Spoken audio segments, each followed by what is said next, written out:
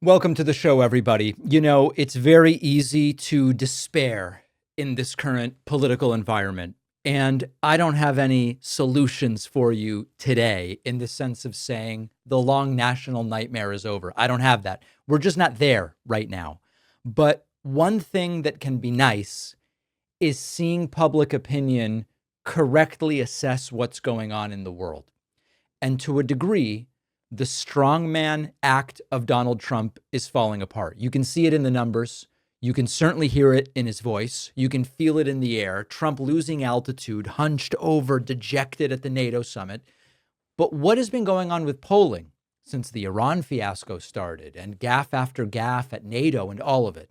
Well, poll after poll is showing a collapse. Ipsos Reuters has Trump at a minus 16 favorability. American Research Group has him at minus 21 favorability. Morning Consult, which is usually a softer landing for Trump, still has his net favorability at minus 8.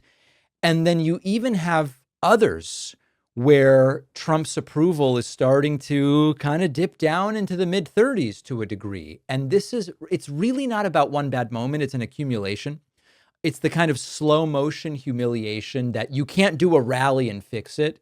You can't, do another all caps post and erase all of the problems that you've caused for yourself. He bombs Iran. He slurs out a word salad about peace. He's sort of like a drunk guy yelling no hard feelings after breaking your nose, and everybody's kind of confused as to what's going on. And then we had the MAGA military parade, this taxpayer-funded narcissistic ego trip, which didn't really work very well. It ended in pure cringe and poorly attended. Trump's handlers pumping out graphics of him saluting jets, his press secretaries on TV declaring nuclear sites obliterated when it doesn't actually seem that that's what the reporting and the data say. And the polls aren't reacting like they used to. I mean, the base is still there, but there's a lot of glazed over eyes. Of course, I don't support what he's doing at this point in time. Now, we've had a lot of people now familiarize themselves with this act, and the script really hasn't changed. Polls show that people are sick of the act. It's, of course, Democrats. It's a lot of independents, and it's even some Republicans. You don't get numbers this crappy without some Republicans saying, I don't like it. The ICE raids in the suburban parking lots, they're not playing well. Elements where even on Fox News, you get little inklings of people saying, I don't really like this. It's not helping him. The Truth Social tantrums about fake pollsters and conspiracy theories against the king, not helping him. And meanwhile, you've got people like Steve Bannon and Tucker who kind of inched away around Iran, although Tucker now says, I did speak to the president, we're cool, everything's good. We've got this building situation for Trump as he unravels on the world stage in humiliating fashion. The mask of competence, if it was ever there, I don't think it was, but some people thought it was, that mask of competence is slipping. And underneath, you've still got a guy bragging about tariffs while inflation's eating people alive as they didn't get the price reductions that Trump promised. You've got Trump bragging about all of the success in Iran, although the assessments say, we've maybe set Iran and their nuclear ambitions back just a few months. But the part that is sort of a buzzkill, but is important to mention, is that none of this crap matters unless Democrats figure out how to use it to win again and to get power. And so far, I'm not really seeing that. Democrats are holding heads above water, but just barely.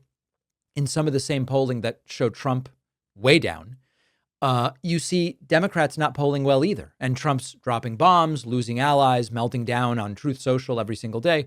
And meanwhile, Democrats aren't really polling much better. Now, it's important to understand that oftentimes the out party, especially when they've just lost, isn't going to poll well no matter what they do. So Trump's cratering, but the alternative has to look like a lifeline. The alternative can't be, we're not Trump. It has to be something real. And we spoke about this with members of the House and Senate in D.C. this week. We're going to start looking at some of those interviews today. It's not enough to watch someone fail, has to be the takeaway. You've got to give people a vision of what's actually better about what you will do. And that part can sting a little bit because even with Trump unraveling, I don't believe at this point that Democrats have figured out how to step in and take the wheel. We're going to talk to Cory Booker next. We'll see what he has to say. But to me, the messaging is muddy. The energy, I don't know. And when we always think, oh, this is the last straw, Trump's approval's going down to 18, it never happens. And Democratic polling is really not anything to write home about. So Trump's cratering support. But the question now is, can the Democratic Party figure out a way to take advantage of it? For me right now, the answer is I don't yet know. Many of us know all too well about the sticking, rubbing, and chafing that you can get with traditional underwear. Our sponsor, Sheath Underwear, have created unique boxer briefs with multiple ergonomic compartments in the front, which prevents skin on skin, and that means everything stays separate, comfortable, dry, and cool. You will have a boost of confidence when you're out and about. I've known so many people who were skeptical about those compartments, friends who say, I heard that ad for Sheath, what about those compartments?